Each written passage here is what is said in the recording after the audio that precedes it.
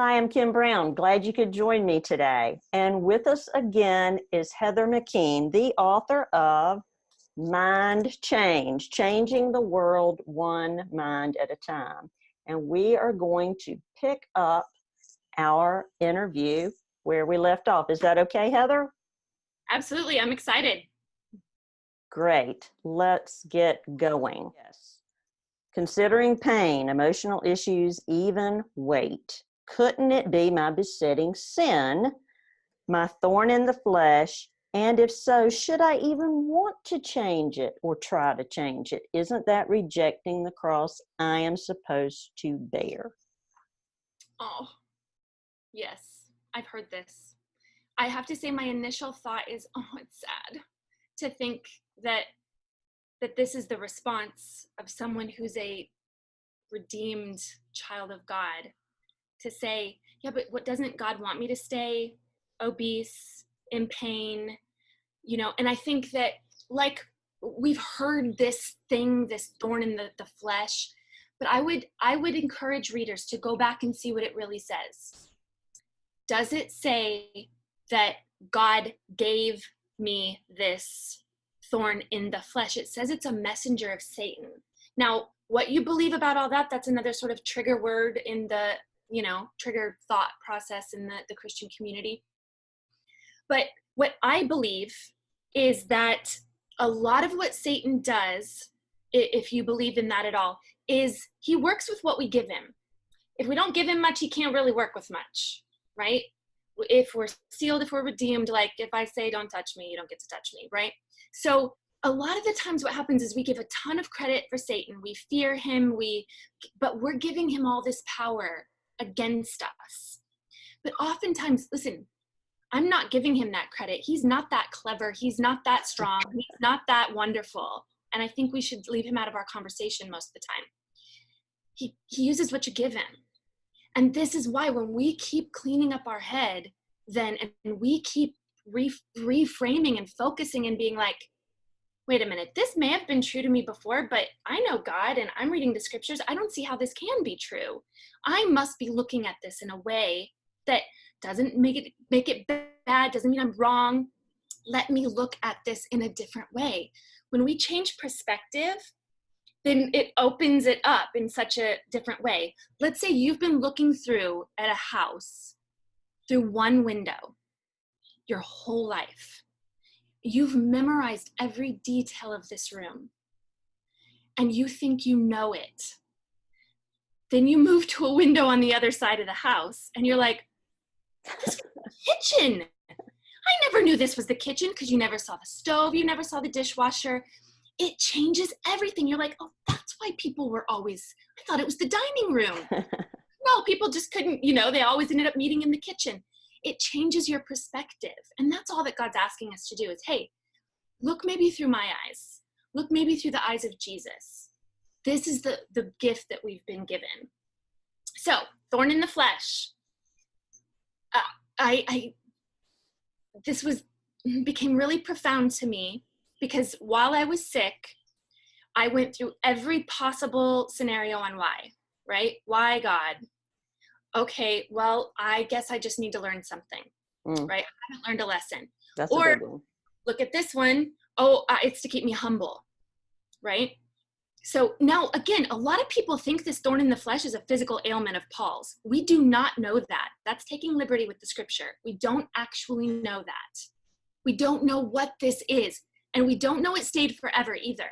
That's another common where we add to the scriptures. We don't know. He said that he asked God to remove it and he hadn't. Well, what about maybe later down the line? We don't know. We never hear about this again. Here's what I know about my ailments is that I tried all of those things. Like, it's because I haven't learned something. It's to keep me humble. Oh, it's so that I can be a great example to others, which let me tell you now in retrospect, looking back, really? What example was I? Like when I'm at home in bed, not able to take care of my kids, I had to stop doing my personal ministry. There's so many things that happened. I put our family in debt. Like, how was this exactly glorifying God? Now, I kept a great attitude, and I kept saying, well, because of my attitude, and people would say that to me, oh, you're such an inspiration. But that doesn't mean anyone wanted to be like me. That'd be crazy. I didn't want anyone to be like me. So that I thought all these things, but then when I started to understand the love of God and that we're his children, and I have children of my own, I got to thinking, I don't care what lesson my kids need to learn. I don't want them to suffer like this. Like that was not, if I'm all powerful and I've given them something to teach them a lesson and it's not working, I'm not gonna make it be this most horrible thing. I just don't, and I'm a human and an imperfect parent at that. It just didn't jive with me. Like I couldn't reconcile that with the love of God. So I would just encourage people to a little bit more deeply read this, rather than let it be a blanket statement for bad things that happen to us that aren't changing. Because, and I'm going to move to 2 Corinthians here. One of my theme scriptures through this process has been the taking captive every thought, and obedient to Christ. Now, I used to teach on this, and to be honest with you, what on earth was I teaching? Like, I couldn't give anybody any tangible thing other than, well, just like, don't be angry. Memorize scriptures about not being angry. And rather than realizing my anger is a production of something, I'm doing something to be angry. Angry is not a disease that I catch. It's not something that can, I'm producing it. And I learned it well from history and childhood, but I was doing it. So I'm using anger as an example. That's something I used to have a strong hold over me. So if I were to use my old view of that, take captive every thought, I would have been like, okay, grab hold of it now. What do? Label it. Call it sin. Now, I don't know how you feel when someone's like, you're in sin. That make you feel happy and encouraged? No. Because often the way that we do that, and the way I was doing it, I was belittling myself. I was guilting myself, shaming myself. But look what I just did, I added to anger. Did I add any of the things I'm supposed to focus on? Any of the noble things, holy things? No, I added guilt, shame, and blame. So the fruits of my efforts in trying to obey this scripture just strengthened this already negative thing that was coming up. So now, is it captive to me? No, it's stronger. That probably means I'm probably captive to it. Because then it would come back later, and it would come back with a vengeance, stronger, bringing its friends, guilt, shame, blame with it, which made me even feel more powerless. So when I realized, oh my goodness, taking captive of this thought means, and making it obedient, right? That means it flips, it changes. If you've ever, I don't know if you're a dog fan, but in the dog world, obedience is if you see a dog being obedient to another dog or submissive, some other translations make it submissive to Christ, that dog flips on its back, right? It shows its most vulnerable, weak spot and says, I have faith that you're not going to eat me, and please don't. And I thought, oh, whoa, this is different than the way I viewed it before. If I take captive this thought, that means I have to change it. So I have to see where the anger came from, what it brings with it. When I understand it, then I can flip it and then make it captive to Jesus. And guess what? Then he's the one that takes it. And then I don't have to do it anymore. I actually don't have to do it anymore. Freedom. That's freedom, actually. So I think that, anyway, there's just so many ways that as I started working through this process and took personal responsibility, I became empowered to make the changes and to actually start giving to God. Because I got this really powerful image with this scripture of how I used to do things. Is that I'd be down on my knees, fists clenched. God, please take this away from me. Please, I'm an angry, like worthless. And I did this and I did that and I did that. And please take it away, right? the thorn in my flesh, this anger, take it away. Why am I still this way? I guess I'm not good enough. Because I haven't learned my lesson. Why? And the image that I got was God up there going, just let it go. Open your hands, let it go, because he's not going to reach down and pry open my fingers and take something away from you that I've invested so much into, unless I let it go. And I'm not saying this is easy. I'm not going to say that that's easy, because oftentimes what we think is so bad is actually keeping us safe. What I'm saying is, if we let it go, then God goes, oh, thank you, and gives us something better, gives us something different, that's where we couldn't have done it by ourselves. We couldn't have got that thing, but we, in one sense, we do, because we're the ones but that allows for the blessing to come and take its place. So anyway, that was a really powerful visual for me, where I was like, oh, I've been holding on to all these things I thought God was saying no. And now God's up there going, I said yes. I said yes. Why do you keep saying I said no? I said yes, and you just won't let go. Open up your hands. So that was such an incredible visual for me. And oftentimes now, when I'm doing this work and my mind change work, I'm like open palmed, like, here it is, all that that I don't want anymore. There it is, see it in, yay, it's gone. It's like, oh, it's such a powerful, wonderful visual. Yeah. Sorry, I'm passionate and I could go on and on and on about it. Well, we are certainly making this a jam-packed interview, but I think it's important. It's valuable. I have received these questions repeatedly, so I'm excited about getting a chance to address them with you. Well, that's good. There is one more, though, that Please. I would like for us to touch on. And let me see if I can see it here. Is this new age? Is this sorcery? And are there scriptures to back up how this isn't new age? Okay, great question. Well, I think that first we've got to address this concept of new age. That is going to mean something different to you than it means to me. That probably each person listening to this is going to have a definition of what that means. So it's difficult to answer everybody's question in that, because I'm not sure what they bring to the table. But I do understand that people are, and rightfully so, wanting to make sure they're not being misled. The best way, and this is God's way, not mine. This is what Jesus says. You can tell a tree by its fruit. What is being produced? Now, I think that it's important to understand is there are a lot of things out there that you have to give your power to something. For instance, generally we're pretty okay with taking a prescription. I'd say, you want to talk about new age in the most, real term.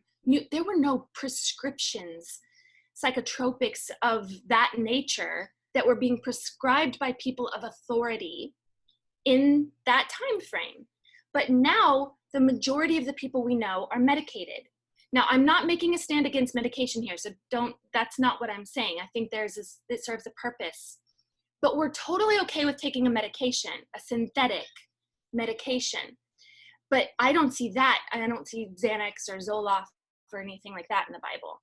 But what I do see in the Bible is be careful not to give anything the power to have any power over your mind, right? That's the warning against any form of drugs or alcohol. Don't be out of control of your own mind. So the theme there is you've got to be addressing your mind in a clear space.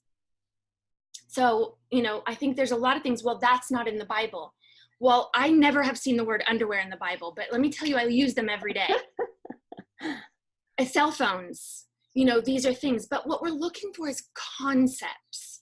We're looking for the heart of what is God trying to communicate to us, right? And so look for the fruit. Read my book, and if what it's saying is You need to go pay your hard-earned dollars and you have to come to me and I'm the only one that can help you. Then you've given your power to me, and that's not okay.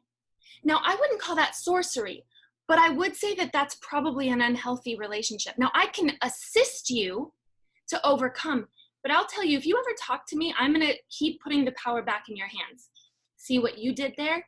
See how that is? You can do more of that, because I already know my power comes only from working with somebody. I'm only a facilitator ever of someone else getting in touch with the power they already have. So I just assist. If you need this thing, this pill, this blanket, this thing to be okay, that I would be careful with. That you can't be okay without this, okay? Because that then is taking your power and you're giving power to something else. So I would say with this work, what it does is it gives you the power back over the way your brain was created. We've got to work with the way we were created, not against it. So science, to me, over and over again, just keeps lining up with the Bible. I have a friend who actually happens to be he was a quantum physicist at MIT. And we got into this conversation. He heard some of the stuff that I was doing, got into this conversation, and he said, I studied with the greatest minds alive in the realm of quantum theory. And he said, at some point, I realized we're just kind of making stuff up. And he said, God makes so much more sense. Like really, logically, creation and God, that makes so much more sense. And if we're going to just be making stuff up, like I'm going to go back to what can be researched.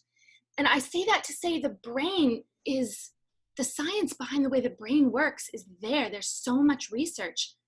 But God made that brain. And he made it in a way that we were going to be able to use it for the best of our ability, right? To live life and live it to the full.